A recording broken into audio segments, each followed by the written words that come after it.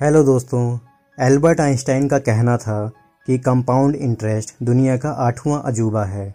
जो इसे समझता है वो इससे अर्न करता है और जो इसे नहीं समझता वो इससे पे करता है। कंपाउंडिंग इस दुनिया की सबसे पावरफुल चीज़ों में से एक है, क्योंकि कंपाउंड इफ़ेक्ट हमारी लाइफ के हर एक एरिया को इफ़ेक्ट करता है।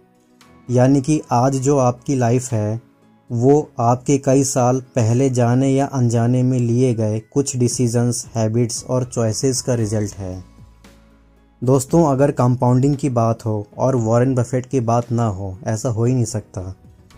वॉरेन बफेट बार बार कंपाउंडिंग की ही बात करते हैं और रियलिटी में उनकी वेल्थ बनाने का जो सबसे बड़ा सीक्रेट है वो है कंपाउंडिंग।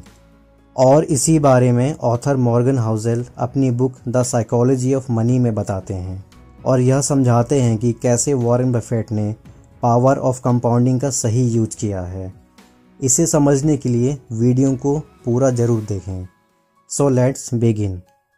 आपको ये जानकर हैरानी होगी कि वॉरेन बफेट की टोटल नेटवर्थ 86.5 बिलियन डॉलर है, जिसमें से 84.2 बिलियन डॉलर उन्होंने अपने 50वें जन्मदिन के बाद कमाए और 86.5 बिलियन डॉलर 65 की एज के बाद कमाए।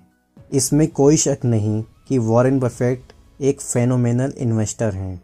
उनके सक्सेसफुल होने का सीक्रेट यह है कि वे सदी की 3 तिमाहियों से लगातार इन्वेस्ट कर रहे हैं। बफेट ने 10 साल की एज से ही इन्वेस्ट करना शुरू कर दिया था। जब वे 30 साल के थे तब उनकी नेटवर्थ 9.3 मिलियन डॉलर थी, यानी कि इंडियन रुपी में 72 करोड़ 49 लाख 60,110 रुपीज़।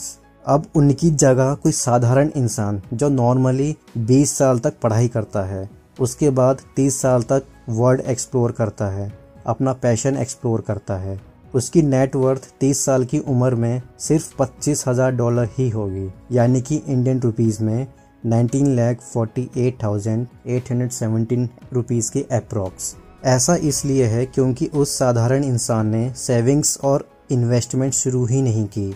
अगर वो 30 साल की एज में इन्वेस्टिंग शुरू करता है तब वो 60 साल की एज तक 22% रिटर्न कमाता है।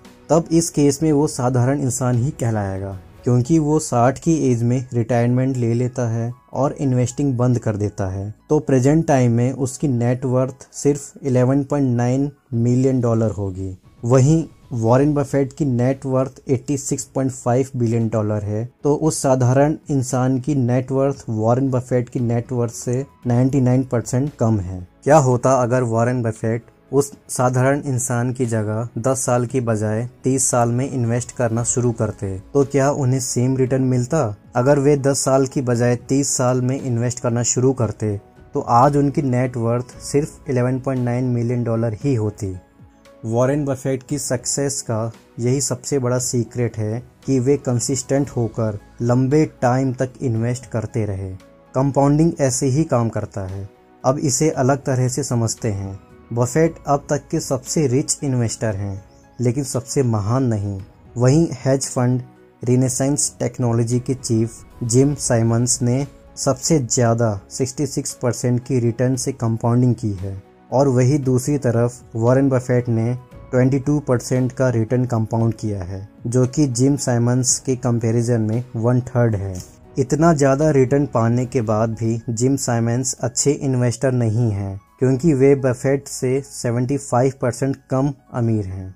आपके मन में ये सवाल ज़रूर आया होगा कि इन दोनों के बीच में इतना बड़ा डिफरेंस क्यों है। ऐसा इसलिए है क्योंकि साइमंस ने 50 की एज के बाद इन्वेस्टिंग करना शुरू किया।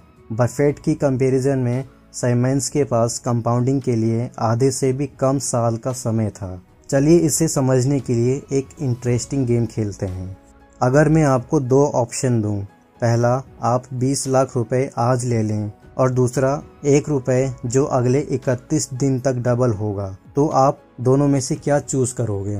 अब जो लोग जल्दी पैसा कमाना चाहते हैं उन्होंने पहला ऑप्शन चूज किया होगा। इनफैक्ट आपने भी पहला ही ऑप्शन चूज किया होगा, क्योंकि एक बार में ही 20 लाख रुपए मिल रहे हैं। कौन 1-2 रुपए के लिए 31 दिन तक वेट करेगा? मान लीजिए आपका एक दोस्त जिसने दूसरा ऑप्शन चूज किया है, तो तो उसके साथ क्या होगा, चलिए समझते हैं। डे 1 में आपके पास होते हैं 20 लाख रुपए और आपके दोस्त के पास 1 रुपए। डे 2 में आपके पास होते हैं 20 लाख रुपए और आपके दोस्त के पास 2 रुपए। डे 5 में आपके पास होते हैं 20 लाख रुपए और आपके दोस्त के पास 16 रुपए।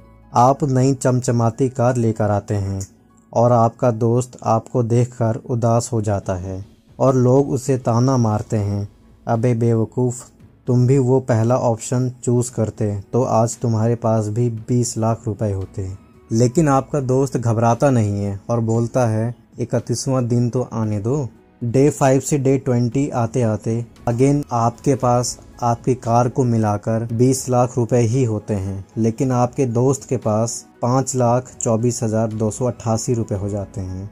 डे 20 से डे 30 तक आते आते आपके पास अगेन वही कार, वही 20 लाख रुपए ही होते हैं, लेकिन आपके दोस्त के पास 55 करोड़ रुपए से भी ज़्यादा हो जाते हैं। और डे 31 को आपके पास वही 20 लाख रुपए, वही कार रहती है, लेकिन आपके दोस्त के पास 110 करोड़ रुपए से भी ज़्यादा हो जाते हैं। अब लोग आपको दुनिया का सबसे बेवकूफ़ इंसान समझेंगे। जी हाँ, यह है कंपाउंडिंग का पावर, जिसे आपके दोस्त ने तो यूज़ किया लेकिन आप यूज़ नहीं कर पाए। कंपाउंडिंग स्लोली ओवर टाइम एक बहुत बड़ा इम्पैक्ट क्रिएट करता है। अगर हम कंपाउंड का ग्राफ देखें तो वो कुछ ऐसा होता है। शुरू में रिजल्ट्स स्लो होते हैं। अगर हम कंसिस्टेंट रहें तो हमारी सारी एफर्ट्स मिलके बहुत बड़ा कंपाउंड इफ़ेक्ट क्रिएट करती है, जिसके बाद चीज़ें बहुत तेज़ी से ग्रो करती हैं। सो फाइनली दोस्तों, आज की वीडियो में बस इतना ही।